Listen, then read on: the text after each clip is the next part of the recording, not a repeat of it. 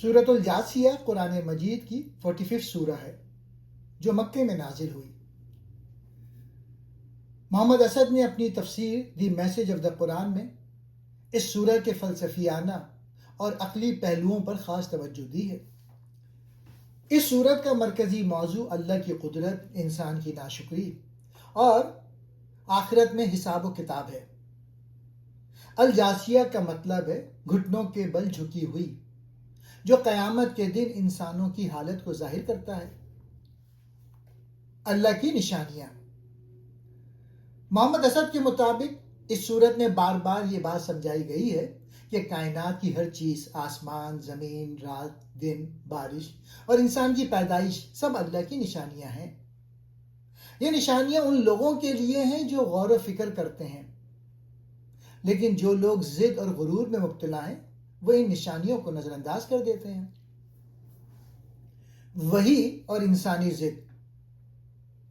اس سورہ میں ان لوگوں کا ذکر ہے جو حق کے واضح ہو جانے کے باوجود اپنی انا اور تکبر کی وجہ سے اسے تسلیم نہیں کرتے۔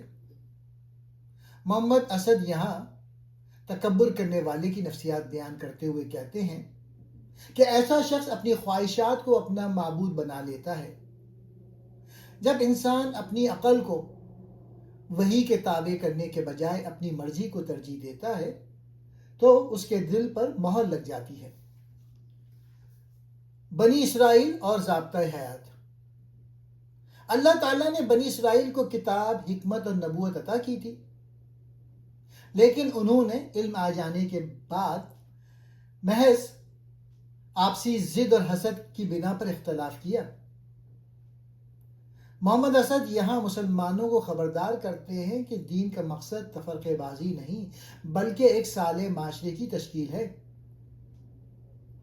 اسی لیے اللہ نے حضور کو ایک خاص شریعت یعنی واضح راستے پر قائم کیا۔ وقت۔ سورہ میں ان لوگوں کا قول نقل کیا گیا ہے جو کہتے ہیں کہ ہماری زندگی بس یہی دنیا کی زندگی ہے، ہم مرتے ہیں اور جیتے ہیں اور ہمیں صرف وقت ہلاک کرتا ہے۔ محمد اسد اس مادہ پرستی سوچ کی تردید کرتے ہوئے لکھتے ہیں کہ موت فنا نہیں بلکہ ایک بڑے حساب کتاب کا دروازہ ہے۔ کائنات کا ہر عمل ایک خاص مقصد کے تحت ہے اور انسانی زندگی بے مقصد نہیں ہو سکتی۔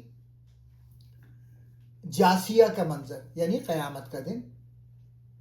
سورہ کا نام الجاسیہ اسی مناسبت سے ہے کہ قیامت کے دن ہر گروہ اور قوم اپنے اعمال نامے کے سامنے گھٹنوں کے بل گری ہوئی ہوگی۔